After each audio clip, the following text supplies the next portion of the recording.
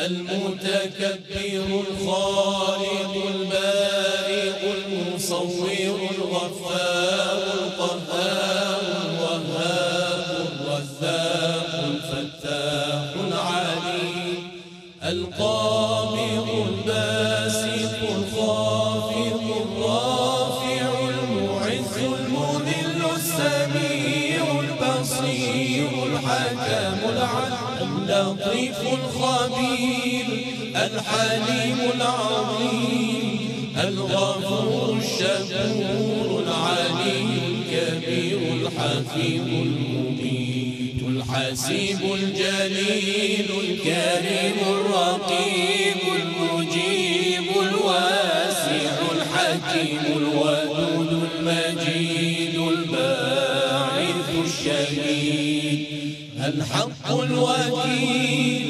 القوي المتين الولي الحميد المحسن المبدئ المعين المحيي المميت الحي القيوم الواجد الماجد الواحد الصمد القادر المقتدر المقدم المؤخر الأول الآخر الظاهر الباطن الوالي المتعالي البر التواب المنتقم العفو الرؤوف مالك الملك ذو الجلال والإكرام المقسط الجامع الغني المغني المانع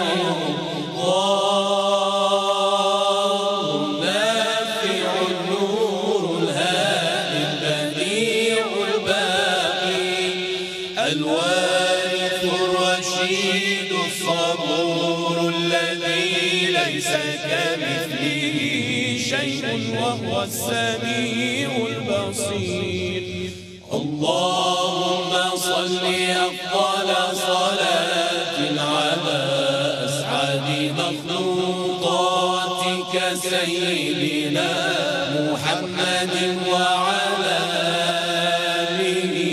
وصحبه وسلم عدد معلوماتك ومداد كلماتك كلما ذكرك ذاكرنا وغفل عن ذكره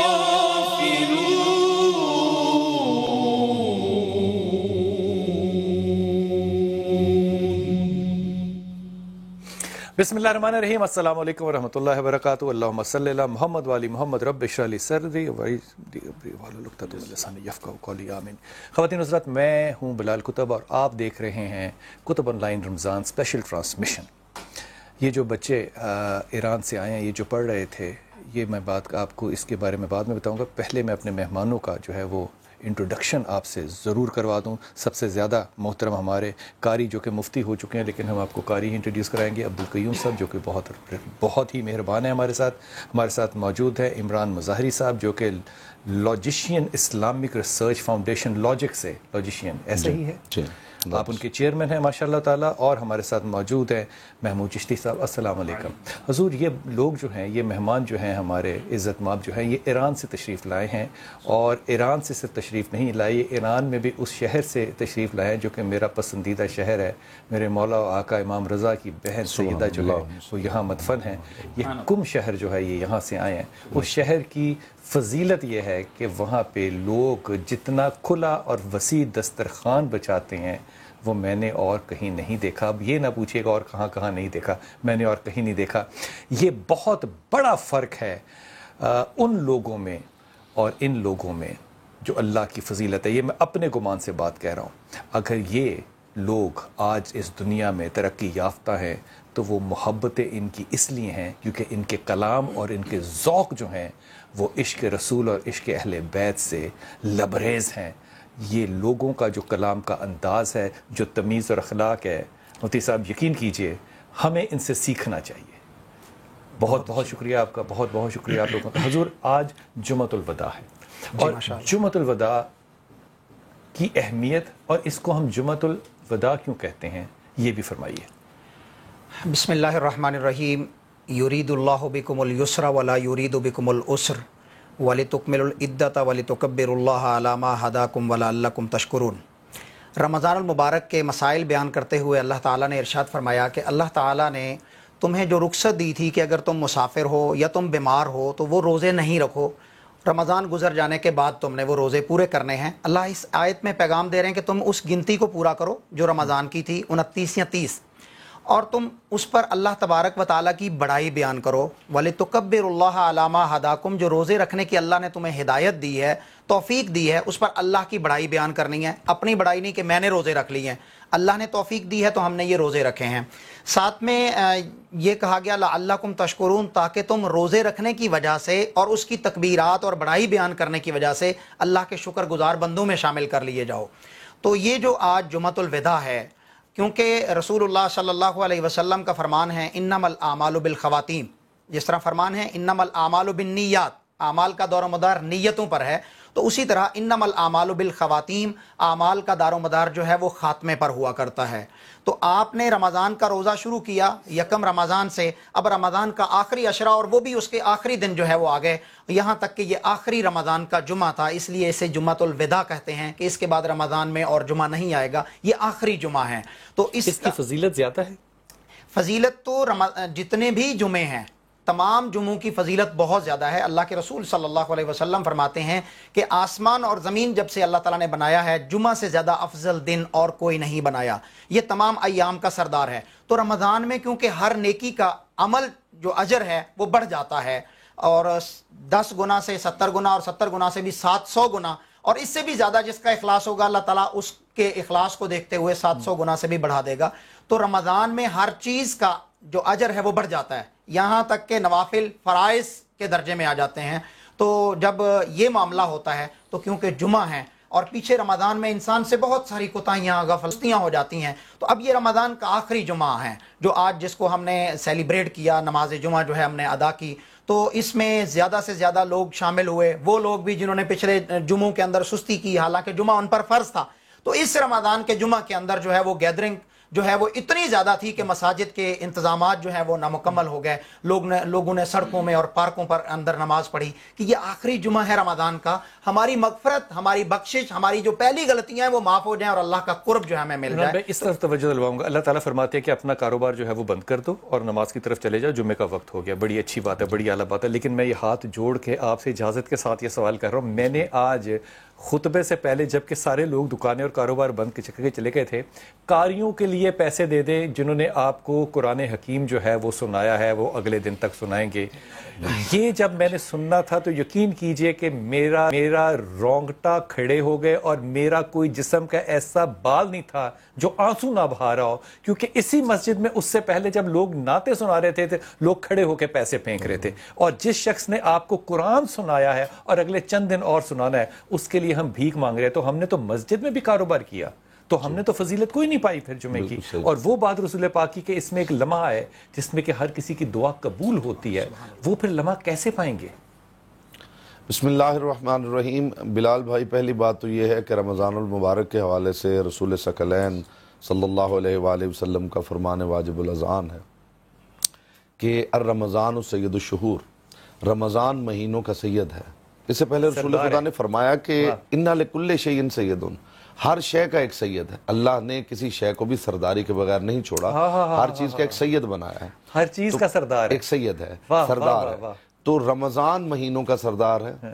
والجمعہ سید الایام، جمعہ جو ہے وہ دنوں کا سردار ہے۔ اس رمضان میں جو لیلۃ القدر ہے یہ ہے سیدۃ اللیالی، یہ راتوں کی سیدہ ہے، اور اس میں جو قرآن اترا ہے وہ سید الکتب ہے، اور لطف وہ سب کتابوں کا سید ہے، اور لطف بالا ہے۔ لطف یہ ہے کہ جس پر اترا ہے وہ کائنات کا سید ہے۔ ہائے ہائے ہائے ہائے، تو سبحان اللہ، اتنی قربان جائیے، سعادتیں، قربان جائیے، کیا اتنی بات ہے، کیا سعادتیں نقطہ جس نگاری۔ رمضان میں اکٹھی ہوئی بھی ہوں، ہر چیز پہ فضیلت ہے کسی اور چیز کسی اور چیز کی، لیکن یہ رمضان میں خدا نے وہ سعادتیں، وہ سرداریاں مجتمع کر دی ہیں جن سے اوپر کوئی چیز نہیں ہے۔ نہ رسول ثقلین سے اوپر کوئی ذات ہے، نہ قرآن سے اوپر کوئی کتاب ہے، نہ لیلۃ القدر سے اوپر کوئی رات ہے، نہ جمعے سے اوپر کوئی دن ہے۔ کیا بات ہے۔ اس میں میں ابتدا میں عرض کروں گا کہ چونکہ آپ نے فرمایا کہ اسے ڈیفائن کر لیا جائے، میری دانش میں جب تک آپ موضوع کو ڈیفائن نہیں کرتے آپ اس پہ بات کرنے کی پوزیشن میں نہیں ہوتے، تو سوچنے کی بات یہ ہے کہ جمعہ جو ہے اس کی وجہ تسمیہ کیا ہے، جمعہ کو جمعہ کیوں کہا جاتا ہے؟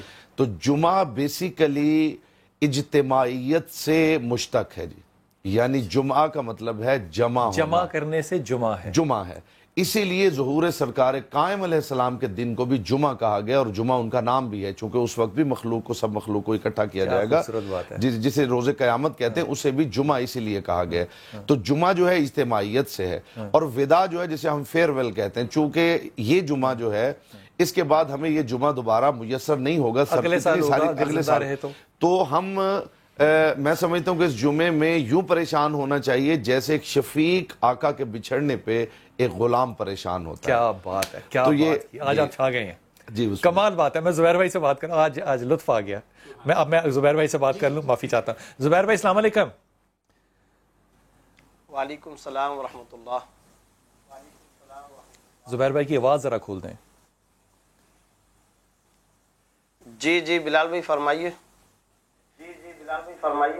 زبیر بھائی، رمضان کا یہ آخری جمعہ ہے اور ہم اسے جمعۃ الوداع کہتے ہیں، اور اس میں بہت سی اور جہاں پہ تقدس کی اور بڑائی کی باتیں ہیں، وہاں یہ جو الوداعی جملہ ہے اس پہ ایک دل کو کھچاؤ بھی تو پڑتا ہے نا، بالکل ایسے جیسے اللہ کا بھیجا ہوا ایک مہمان آپ کے گھر میں ہو، آپ نے اس کی بہت زیادہ اچھی طرح خاطر تواضع نہ کی ہو اور اس کے جانے کا وقت آ جائے، یہ احساس درست ہے؟ بسم اللہ الرحمن الرحیم، نحمدہ و نصلی علی رسول الکریم، اما بعد۔ یہ احساس بالکل درست ہے، شرمندگی اور ندامت کا احساس ہونا چاہیے، اور اپنی غلطیوں، کوتاہیوں اور غفلتوں پر اللہ رب العزت کے سامنے ہاتھ جوڑ کر کے معافی مانگنی چاہیے۔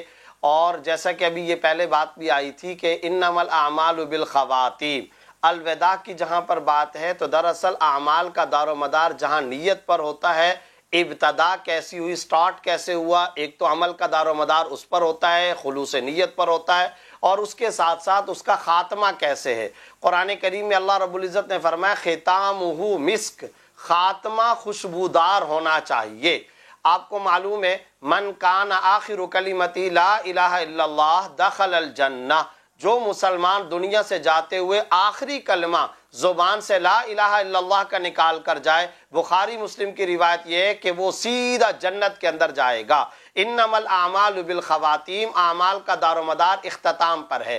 اب جب یہ الوداع کی بات آئی تو جمعۃ الوداع کی علیحدہ سے کوئی اسپیسیفک، علیحدہ سے کوئی خصوصیت اور کوئی فضیلت نہیں احادیث کے اندر بیان ہوئی، لیکن ایک انتظامی طور پر، پھر ایک مومن کی سوچ کے طور پر، ایک مومن کے تدبر، غور و فکر کے طور پر اس آخری جمعۃ الوداع کے اندر بے شمار فضیلتیں جمع ہو جاتی ہیں۔ مثلا ایک تو یہ کہ یہ آخری عشرہ ہے، جہنم سے گردنوں کی آزادی کا عشرہ ہے، پھر یہ کہ یہ جمعے کا دن ہے، چمکدار دن، پور نور دن، سید الایام، پھر سید الایام بھی آیا آخری عشرے کے اندر۔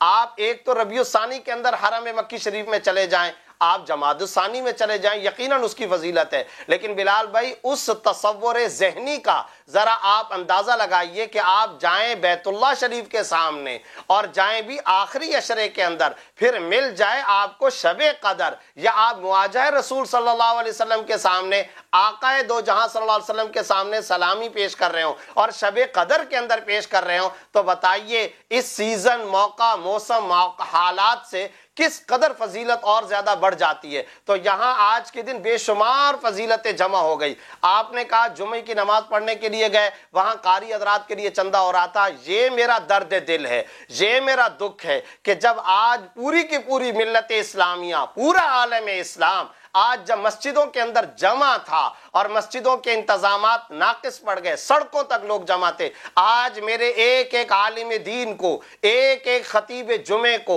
پوری ملت اسلامیہ سے عزم کروانا تھا۔ آج کا دن پختہ ارادے کا دن تھا، اوتھ لینا تھا، حلف لینا تھا کہ ہم نے پورے رمضان کے اندر جو تقوی کی ٹریننگ کی ہے، اب پورے سال ہم اس ٹریننگ پر چلیں گے، منکرات کے قریب نہیں جائیں گے، گناہوں کے قریب نہیں جائیں گے، اس پاکستان کے تحفظ کے لیے ہم ایک ہیں، اسلام کے تحفظ کے لیے ایک ہیں۔ یہ عزم کروانے تھے ہم نے۔ الرحیم، اس کی طرف میں بعد میں آتا ہوں، پہلے جمعہ کی طرف آ جاؤں، کیونکہ ہر شخص نے سید الایام، افضل الایام، اکمل الایام، اور پھر اس جمعہ کے 18 نام میں نے مختلف جو ہے تفاسیر میں پڑھے ہیں۔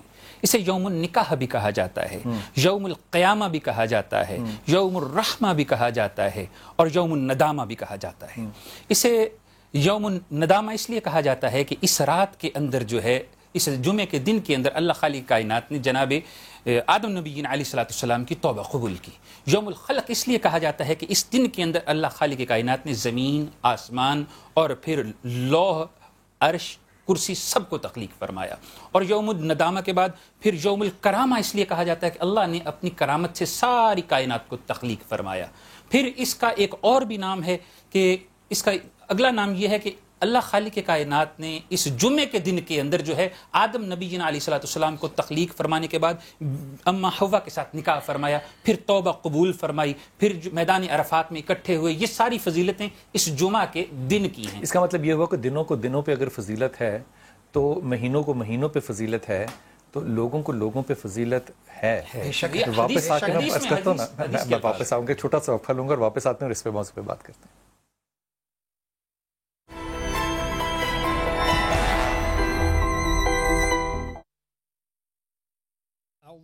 من الشيطان الرجيم بسم الله الرحمن الرحيم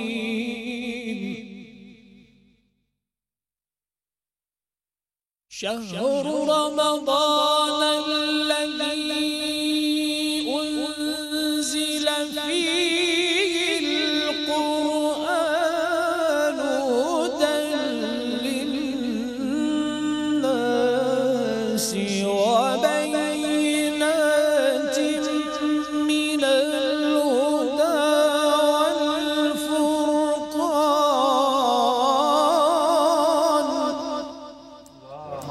ماشاء اللہ، سبحان اللہ، سبحان اللہ۔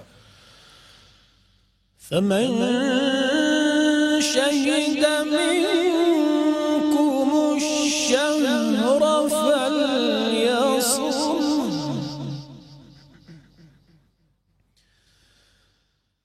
ومن كان مريضا أو على سفر فعدة من أيام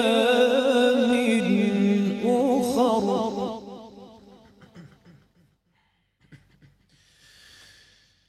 يريد الله بكم اليسر ولا يريد بكم العسر ولتكملوا العدة ولتكبروا الله على ما هداكم۔ ماشاء اللہ، مزید فضیل، بہت خوب۔ وَلِتُكَبِّرُوا اللَّهَ عَلَى مَا هَدَاكُمْ وَلَعَلَّكُمْ تَشْكُرُونَ۔ صدق الله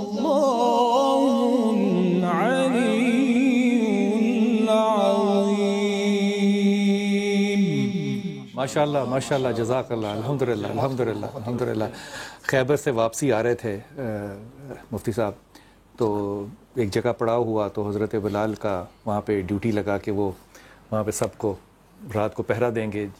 تو صبح جب ہونے سے پہلے جو ہے تھی ان کو بھی اونگ آ گئی، اور وہ سو گئے، اور وہ جو نماز فجر پہ اٹھانا تھا وہ نہیں اٹھا سکے۔ اب یہ ساری بات سنانے کا مطلب صرف یہ ہے کہ نبی پاک صلی اللہ علیہ وسلم نے کسی کو ڈانٹا نہیں، نماز قضا ہوئی تھی صحاب کی، نبی پاک کی، اور آپ نے کسی کو کچھ نہیں کہا۔ آپ نے حضرت بلال حبشی سے ہی کہا کہ اب آپ جا کے تیاری کریں اور آزان دیں۔ یہ جو درگزر کرنے والا انداز ہے، کیا یہ حاصل رمضان اور حاصل جمعہ نہیں ہونا چاہیے؟ بلال بھائی بہت ہی زبردست واقعہ کی طرف آپ نے اشارہ کیا۔ سیدنا بلال رضی اللہ عنہ کی تربیت دیکھیں کیسی ہے۔ ڈیوٹی لگائی آقا نامدار صلی اللہ علیہ وسلم نے کہ بلال تم نے اذان دینی ہے، ہمیں جگانا ہے۔ بلال سو گئے۔ اب جب سورج کی روشنی پڑی تو نبی کریم صلی اللہ علیہ وسلم سب سے پہلے بیدار ہوئے، بلال کہاں ہے، بلال کہاں ہے؟ بلال گھبرا گئے کہ یار کیا ہو گیا؟ تو جواب کیا دیا؟ آقا جس اللہ نے، جس ذات نے آپ کو سلا دیا اس نے مجھے بھی سلا دیا۔ اس نے مجھے بھی بات کی۔ اب نبی کریم صلی اللہ علیہ وسلم نے وہاں سے قافلے کو کوچ کا حکم دیا کہ یہاں سے نکلو، اس بستی اس جگہ پر شیطان آ گیا تھا۔ آگے جا کر پھر آپ نے پڑاؤ کیا اور وہاں پر آپ نے فجر کی نماز ادا کی۔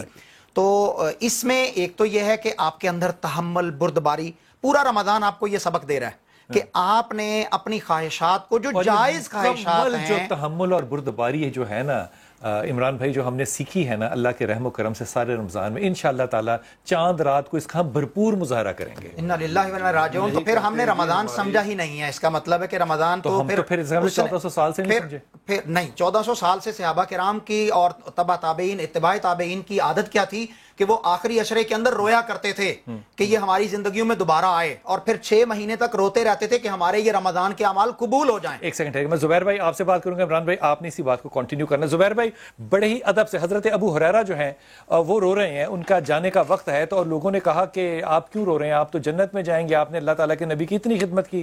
تو انہوں نے کہا کہ میں اس لیے نہیں رو رہا کہ میں رخصت ہو رہا ہوں، مجھے پتا ہے کہ میرے ساتھ اللہ تعالیٰ نے کیا حساب کرنا ہے، میں تو اس لیے رو رہا ہوں کہ میں اللہ کے لیے جو بھوک اور پیاس کو برداشت کیا کرتا تھا، کاٹا کرتا تھا، یہ نعمتیں مجھے جنت میں کیسے ملیں گی؟ اور اگر آپ غور کیجئے کہ صبح سے شام تک ہمارے قائدین، میں دین تو نہیں کہہ سکتا، مختلف، وہ ہمیں بتاتے ہیں روزے میں پیاس سے کیسے بچیں، روزے میں بھوک سے کیسے بچیں۔ جو قربانی میں اللہ کے لیے دے رہا ہوں اسی سے بچنے کا تو میں فتویٰ لے رہا ہوں ساروں سے سارا دن۔ اب اس میں وہ جو برکتوں والا حصہ تھا، اللہ کے لیے قربانی کا حصہ تھا، حضور وہ پیغام تو مجھے سارا رمضان کہیں کسی ممبر سے نہیں سنائی دیا۔ دیکھیں اصل بات یہی ہے کہ ہم نے عبادات کا جو رسمی اور جو ظاہری حصہ ہے ہم اس کو تو اختیار کر لیتے ہیں، لیکن اس کا جو کانسیپٹ ہے، جو اس کا ویژن ہوتا ہے، جو اس کا پیغام ہوتا ہے، جو لیسن اور فلسفہ ہوتا ہے، دکھ کی بات یہ ہے کہ ہم اس حقیقی مؤثر فلسفے کی طرف نہیں جاتے۔ اب جب یہ آخری عشرہ چل رہا ہے، جمعۃ الوداع، اور پھر یہ آخری دن چل رہے ہیں، تو آپ یہاں ایک اور واقعے سے بھی استئناس کر لیجئے۔ آپ نے حضرت بلال حبشی رضی اللہ تعالیٰ عنہ کا واقعہ سنایا کہ آپ صلی اللہ علیہ وسلم کا برداشت، تحمل، صبر ایک طرف یہ، دوسری طرف آپ یہ بات دیکھیں، کئی احادیث میں آتا ہے کہ جب آپ صلی اللہ علیہ وسلم نماز مکمل کر لیا کرتے تھے تو سلام پھیرنے کے بعد استغفر اللہ پڑھا کرتے تھے۔ اب ہمارے ہاں ذہنوں کے اندر تصور یہ ہوتا ہے کہ استغفر اللہ تو ہم اس وقت پڑھیں گے جب کوئی گناہ کا کام ہوا ہو۔ یہاں آپ صلی اللہ علیہ وسلم نماز کے اختتام پر استغفار کیوں پڑھ رہے ہیں؟ تو اصل بات یہ ہے، آپ صلی اللہ علیہ وسلم کا ذہن یہ تھا، چاہت یہ تھی کہ جو حق ادا کرنا چاہیے تھا وہ میں نماز کے اندر حق نہیں ادا کر سکا، تو میں اس کوتاہی پر معافی مانگتا ہوں۔ حالانکہ آپ صلی اللہ علیہ وسلم سے کسی کوتاہی کا تصور ہی نہیں ہو سکتا، آپ صلی اللہ علیہ وسلم معصوم ہے، آپ صلی اللہ علیہ وسلم سے کوئی خطا ہو ہی نہیں سکتی ہے۔ تو اب جب ہمارا معاملہ ہے، آج جب رمضان ہم سے رخصت ہو رہا ہے، تو اب اختتام رمضان پر ہمیں استغفار کرنا ہے، اپنے رب سے معافی مانگنی ہے۔ غلطیاں بہت ہوئی ہیں، کوتاہیاں بہت ہوئی ہیں، لہٰذا اللہ کو راضی کر لو، اللہ سے معافی مانگ کر، مخلوق خدا کو راضی کر لو، مخلوق سے معافی مانگ کر۔ یہ ہے اختتام رمضان کا فلسفہ اور پیغام۔ بہت اعلیٰ، بہت اعلیٰ، بہت اعلیٰ۔ عمران بھائی آپ کی طرف آ رہا ہوں، مجھے اس بات میں صرف ایک بات شامل کیجئے، اور غلطی ہے تو مجھے درست فرما دیجئے۔ مجھے لگتا ہے اس میں ایک بہت بڑا حصہ اور جو فلسفے کا زبیر بھائی فرما رہے وہ ہے ادب اور احترام کا۔ مثال دے رہا ہوں، میں غلط ہوں تو میں پہلے یہ سب سے معافی مانگتا ہوں۔ دیکھیے جس طرح ہم کلام پڑھتے ہیں مساجد میں، چیخ چیخ کے، بول بول کے، راتوں کو لوگوں کو تنگ کرتے ہیں، جس طرح یہ ایران سے آئے ہوئے ان بھائیوں نے پڑھا، ادب کا، شعور کا جو ایک معیار کا فرق تھا وہ دلوں میں نہیں اترا۔ انہوں نے بھی تو اللہ کے نام پڑھے، انہوں نے ہی تو اللہ کا کلام پڑھا. ہمارے پڑھنے میں اور ان کے پڑھنے میں زمین آسمان کا فرق تھا. یہ پڑھ رہے تھے مجھے لگ رہا تھا کہ یہ اپنے حلق سے نہیں پڑھ رہے, یہ اپنے دل میں سے پڑھ رہے ہیں. ہم جب پڑھتے ہیں تو مجھے لگتا ہے کہ وہ اپنے حلق سے پڑھتے ہیں, اس لیے ہم ہاتھ اٹھا اٹھا کے لوگوں سے دادیں مانگ رہے ہوتے ہیں. معافی کے ساتھ جی گزارش یہ ہے کہ سماجی رویے جو ہیں وہ ان چیزوں کی طرف ڈائیورٹ کر دیتے ہیں, پروفیشنلزم کی طرف. معاشرتی تربیت کا اس میں بڑا دخل ہے. جس ملک سے یہ تشریف لائیں اس ملک میں معاشرتی جو تربیت ہے اس کا معیار اور یہاں کی معاشرتی تربیت کا معیار, اس کا زمین آسمان کا فرق ہے. اس پہ قومیں جو ہیں وہ بڑے لوگ جو ہیں جی وہ کام کرتے ہیں اور نسل در نسل اس پہ کام ہوتا ہے, اور 3 4 5 نسلوں کے گزرنے کے بعد تھوڑا سا اس کا فروٹ ملنا شروع ہوتا ہے, اور جیسے فروٹ ملتا ہے تو لوگ اس میں شامل ہوتے چلے جاتے ہیں, تو ایک قوم بن جاتی ہے. تو اتفاق سے ہمارے یہاں قومیت کا وہ جو تصور ہے وہ اتنا مبہم سا ہو گیا, وہ پروفیشنل سا ہو گیا وہ حکومت کے لیول پہ نہیں لی گئی. اس میں یہ گزارش کر دوں کہ جو اہم بات ہے وہ یہ ہے کہ جو ہمارے رویے ہیں, مثلا اس میں رمضان میں جس پلیٹ فارم پہ بھی بات ہوتے ہوئے میں دیکھتا ہوں وہاں حقوق اللہ کی بات ہو رہی ہے, نماز کی بات ہو رہی ہے, روزے کی بات ہو رہی ہے, اذکار کی بات ہو رہی ہے, تسبیحات کی, خیرات کی بات ہو رہی ہے. میں بلال بھائی ذاتی طور پہ پچھلے 25 سال کی ریسرچ ورک جو ہے میں اس کا نچوڑ آپ کے سامنے رکھنے لگا ہوں ٹیبل پہ. میں نے ڈھونڈ کے میں نے کوشش کی ہے مجھے کہیں سے حقوق اللہ مل جائیں, مجھے آج تک نہیں ملے. اللہ کا حق کون سا مجھے ملا ہی نہیں. میں نے یہ دیکھا ہے پچھلے 25 سال میں کہ حقوق العباد ہی کو پروردگار اپنے حقوق قرار دیتا ہے, الگ سے اللہ کا کوئی حق ہے ہی نہیں. عمران بھائی آپ کو برکت دے, اللہ تعالیٰ کے حق, اللہ کو ایک ماننا ہے, اس کی عبادت کرنا ہے, یہ اللہ تعالیٰ کا حق ہے. صحیح بخاری کی حدیث ہے. اس میں بات مکمل کرنے دیں, بات مجھے مکمل کرنے دیں. آپ تو بات کر رہے ہیں ماشاءاللہ. میری اللہ کا حق کیا ہے اور بندے کا حق کیا ہے, حتیٰ کہ اللہ کی جو عبادت بھی ہے. یعنی میں یہ محسوس کرتا ہوں کہ روزہ ہو, وہ حج ہو, وہ زکوٰۃ ہو, وہ جہاد ہو, وہ خیرات ہو, وہ جو کچھ بھی ہے, وہ پروردگار ایسا ہے کہ کائنات اس کے سامنے سجدہ ریز ہو جائے تو اس کی ربوبیت میں ذرہ بھر اضافہ نہیں ہوتا. وہ پروردگار ایسا ہے کہ کائنات اس کے سجدے کا انکار کر دے تو اس کی ربوبیت میں ذرہ بھر کمی نہیں ہوتی.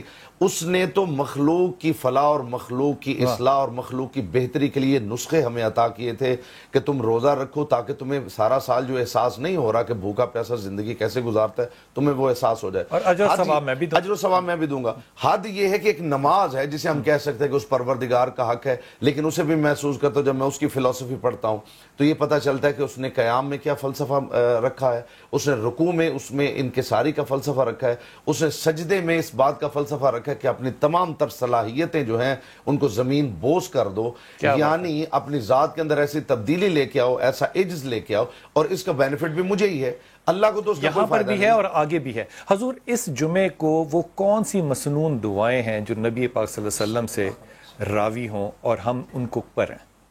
بسم اللہ الرحمن الرحیم. پہلی بات تو یہ کہ ایک حدیث آپ کے سامنے بیان کروں, پھر میں دعا کی طرف بھی آتا ہوں. جناب ابو ذر رضی اللہ تعالیٰ عنہ آپ فرماتے ہیں کہ جمعہ جو ہے وہ مسکینوں کا حج ہے. جمعہ جو ہے وہ مسکینوں کا حج ہے, اور جمعے کا دن اہل آسمان کے لیے اور آسمان پر اہل دنیا میں دنیا کے لیے, اور اہل جنت میں جنت والوں کے لیے جو ہے وہ عید کا دن ہے. اور ایک اور روایت, ایک درود پاک جو میں آپ کے سامنے فرمایا کہ اس درود کو پڑھنے سے 80 سال کی عبادت کا ثواب ہوتا ہے اور اتنی ہی نیکیاں ملتی ہیں. اللہم صلی علی محمد النبی الامی وعلی آلہ وسلم تسلیما.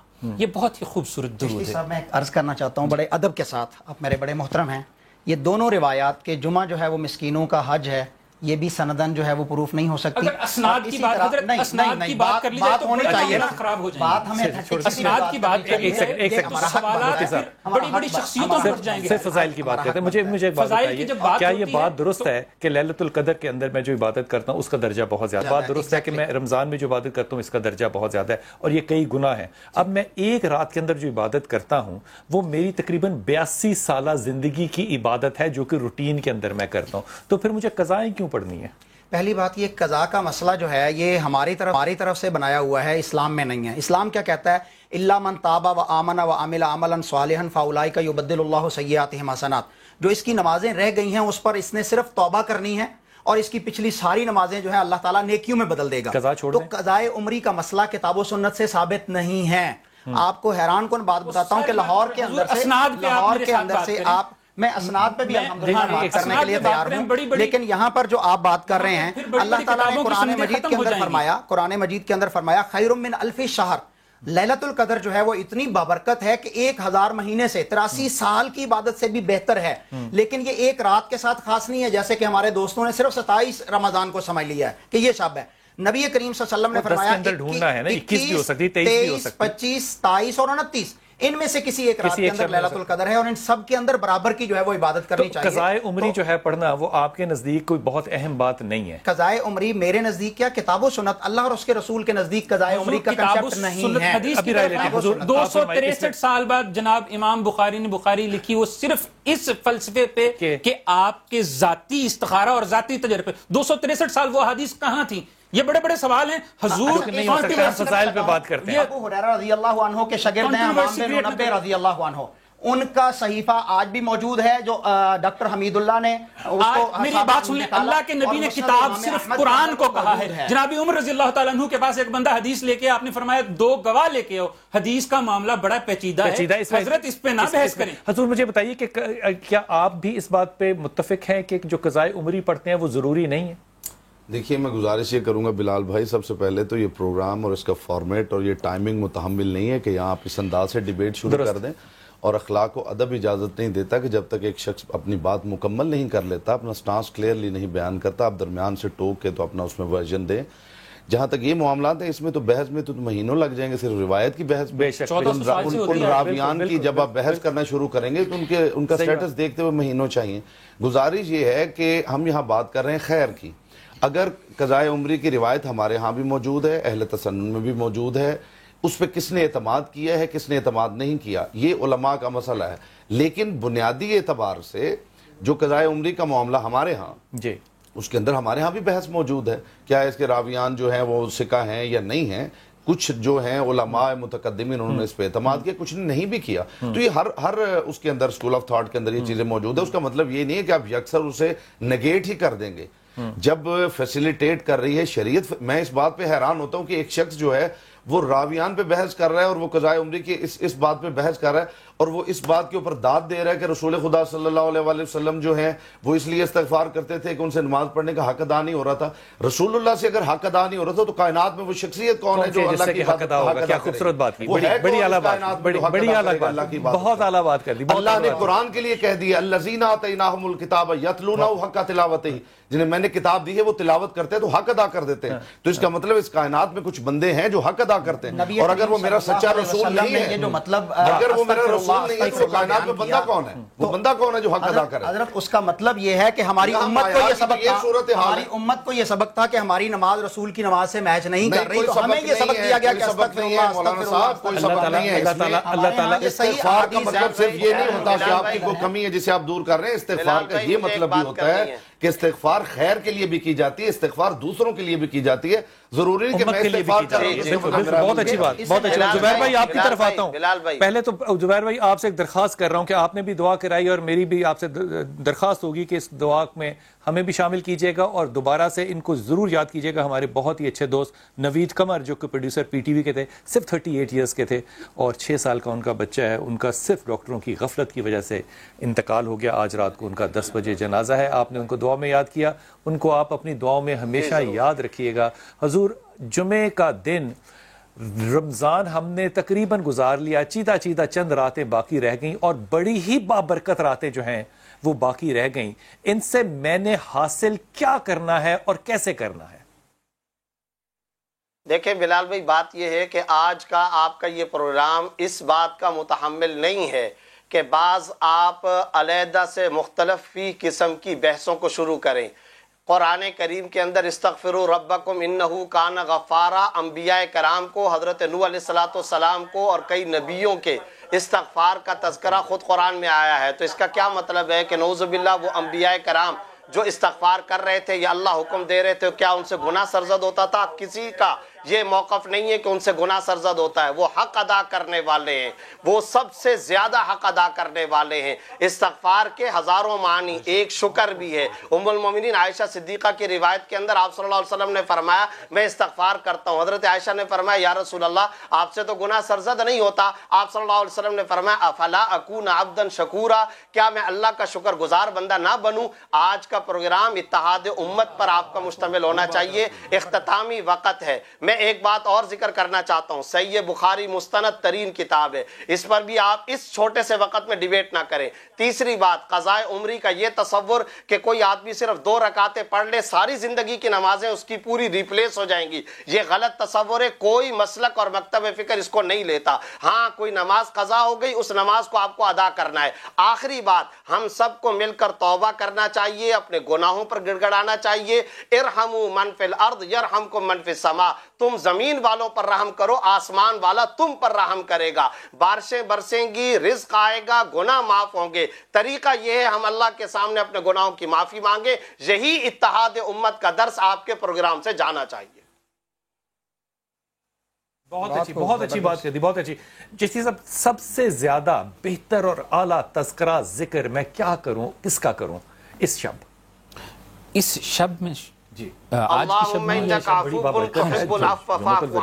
ودا ہے. اس میں اللہ کے نبی نے 2-3 دعائیں ہیں جو شب قدر کے لیے بھی جو ہے وہ منقول ہیں, اور اس کے مسنون سے مراد یہ ہوتی ہے نبی سے منسوب ہے. ہاں جی, نبی کریم صلی اللہ علیہ وسلم سے جو کتاب و سنت سے ملتی وہ دعائیں. ان میں ایک تو استغفار ہے, ایک اللہم اجرنا من النار ہے. ایک بندہ پڑھنا چاہے تو اللہم اجرنی من النار ہے, زیادہ لوگوں کے لیے پڑھنا ہو تو اللہم اجرنا من النار ہے. پھر جو ہے وہ اللہم انک تحب العفو فاعف عنا, اللہم انک عفو تحب العفو فاعف عنا. عنا اگر ایک پڑھے گا تو اللہم انک عفو تحب العفو فاعف عنی پڑھے گا. فاعف عنی, اگر زیادہ کے اجتماعی لیے طور پڑھے گا تو فاعف عنا پڑھے فاعف عنا پڑھے. ایسا بھی ممکن ہے کہ بہت سے لوگ اور بہت سی خواتین جو ہیں وہ نماز لمبی پڑھ لیتی ہیں, یہ بھی ٹھیک ہے؟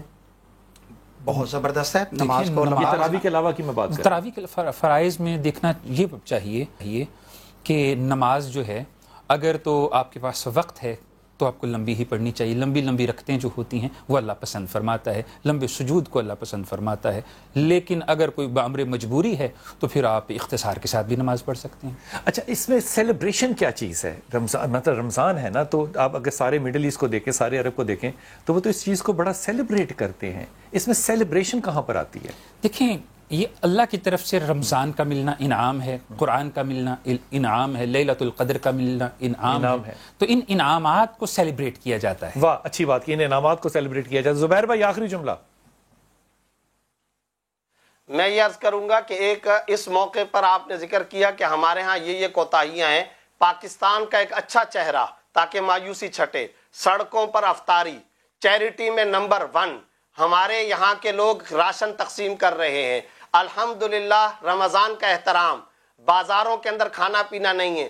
آپ کی طرف سے مزید حوصلہ افزائی ہونی چاہیے تاکہ مایوسی نہ پیدا ہو, انس ہو, الفت ہو, محبت ہو. لیلۃ الجائزہ آنے والا ہے, اس لیلۃ الجائزہ کے اندر بھی ہم اللہ رب العزت سے لائن میں لگ کر کے انعام طلب کریں گے. وہ سخی ذات ہے, اگر ہم نے کچھ بھی نہیں کیا پھر بھی کچھ نہ کچھ ہمارے کشکول میں اپنی طرف سے خیرات کی بھیک, بخشش اور مغفرت کی بھیک اور خیرات ضرور عطا کر دے گا. ہم یہی توقع اور امید رکھتے ہیں. واہ واہ واہ, سبحان اللہ سبحان اللہ, بڑی خوبصورت بات کی, یہی توقع اور امید رکھتے ہیں. حضور بھائی اس میں بہت اہم بات کہ رمضان میں ہم نے صدقہ خیرات کا ڈھیر لگا دیے تو بھوک تو رمضان کے بعد بھی لگتی ہے. کیا بات. تو رمضان کے بعد بھی یہ صدقہ خیرات والی عادت جو ہے یہ چلتی رہنی چاہیے. غربا مساکین کو اسی طرح رزق بانٹتے رہنا چاہیے. جب آپ رزق بانٹیں گے تو آپ کے رزق میں بھی اللہ تعالیٰ اسی طرح اضافہ کرتا رہے گا. اور پھر اسی طرح جو آپ نے نیکیاں اس رمضان کے اندر کی, قرآن کی تلاوت ہے, صدقہ خیرات ہے, اذکار ہیں, رات کا قیام ہے, ان کو رمضان کے بعد بھی آپ نے کنٹینیو رکھنا ہے. بہت ممنون, بہت ممنون. اور ایک بات میرے نبی نے کہا کہ صدقے کا مال کم ہو جائے تو حوض کوثر پہ مجھ سے آ کے لے لے.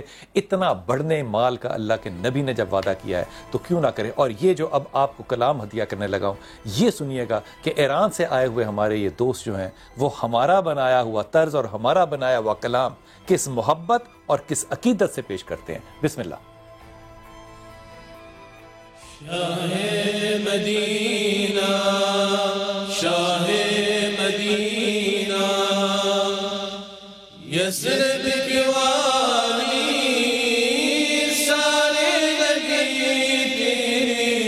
در کی سواری شاہ مدینہ شاہ مدینہ جلوے سارے تیرے ہی دم سے آباد عالم تیرے کرم سے آباد عالم تیرے کرم سے جلوے ساری تیرے دم سے آباد عالم تیرے کرم سے باقی ہر ایک شے باقی ہر ایک شے نقش خیالی سارے نبی تیری در کی سواری شاہ مدینہ شاہ مدینہ تیرے لیے ہی دنیا بنی ہے نیلے فلک کی چادر تنی ہے نیلے فلک کی چادر تنی ہے تیرے لیے دنیا بنی ہے نیلے فلک کی چادر تنی ہے تو کرنا ہوتا تو کرنا ہوتا دنیا کی خالی سارے نبی تیری در کی سواری شاہ مدینہ شاہ مدینہ شاہ